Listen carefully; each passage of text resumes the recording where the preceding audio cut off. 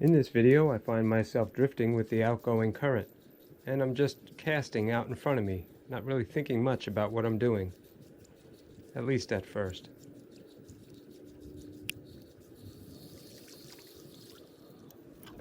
I've been doing the typical blind casting and not getting anything, but I feel like I'm pulling the lure against the current. There's a cut over here that goes back. Sometimes there's fish hanging out there, and to give myself the best chance, I'm going to take a wide turn, come back, bow into the current, and just pedal softly so that I can stay put, and then hopefully I'll be casting above the fish's heads and then working the lure back with the current right to them. Here you can see a diagram of what the current was doing. It was flowing pretty quickly down this creek. It was also coming out of this little estuary over here, a little more gently. So my plan was to stage up right around here and work this area that's highlighted in yellow. First, I would cast up against the current and draw it back with the current on the left side of this point. And then if there were no fish there, I would work the other side and see if there were any fish hanging out there, which is where I had the most confidence. I think it's my best bet for catching a fish. So let's get over there. Quickly, I give the fish the old Babe Ruth. This is a good position actually, because if any water's coming out of that estuary, it'll come past this point. Before I worked that point that I highlighted, I figured I'd give this point a shot, see if anybody was hanging out over here. Good cast. I can imagine fish hanging out just in front of where the lure is, waiting for her food to come past.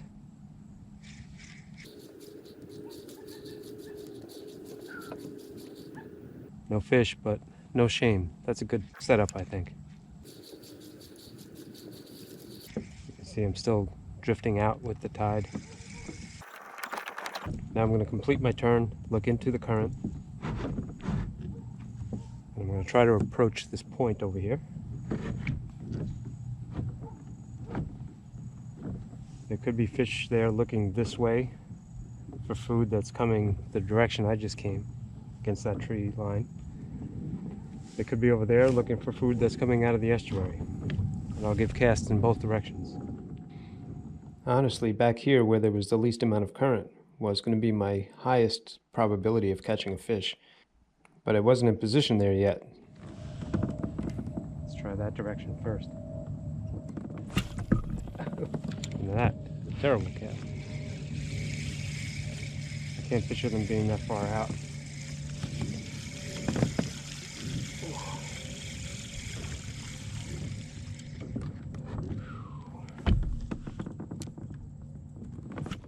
That's better. Oh yeah.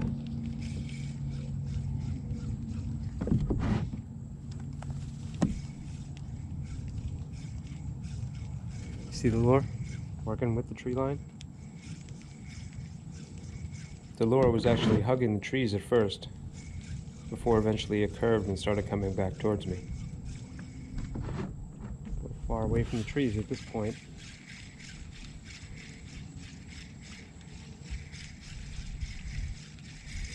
And cast right up under them. See if anybody's here.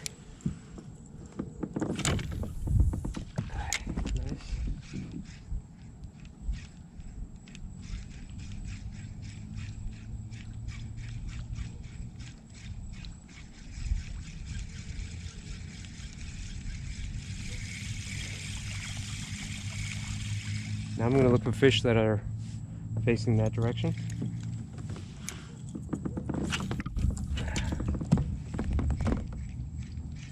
Not the best cast. There's two tree limbs, one there and one to the right. I'd love to put it by the one to the right.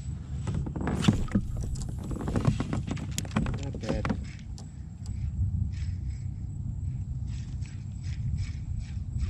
I would have preferred it a little closer.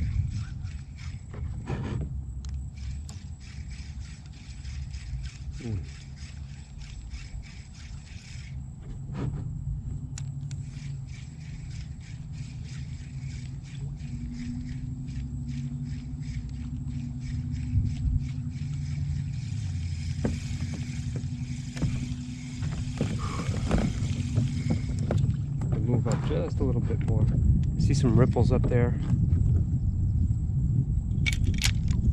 And beyond this tree limb that's lit up, there's a little pocket to the right of it. Fish could be staged in there, waiting. It'll take a good cast. Wish me luck.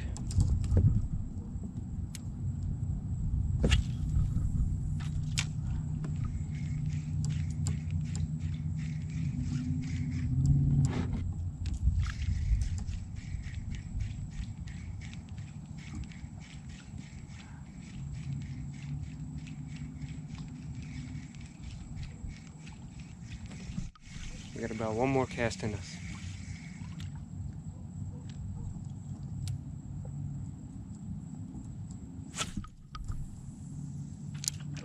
Oh my goodness, look at that.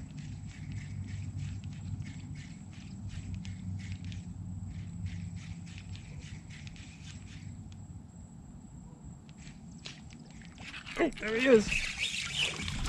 Very nice. Oh, let's pull him away from the trees. That's pretty cool. Oh! Oh man! Oh man! Man! But I was going into Tashi Station to pick up some power converters. That was a nice little snook. Well, at least that's a little bit of an insight to how I look at tree lines, try to read them. That fish didn't have to worry about the current that's out in that little creek. He was up in this estuary, probably feasting on all kinds of little fish that is gently coming out with the tide.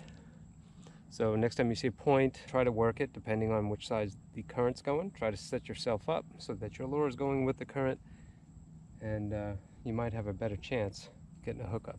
Landing fish, well, we'll save that for another episode. Alright, Snooky.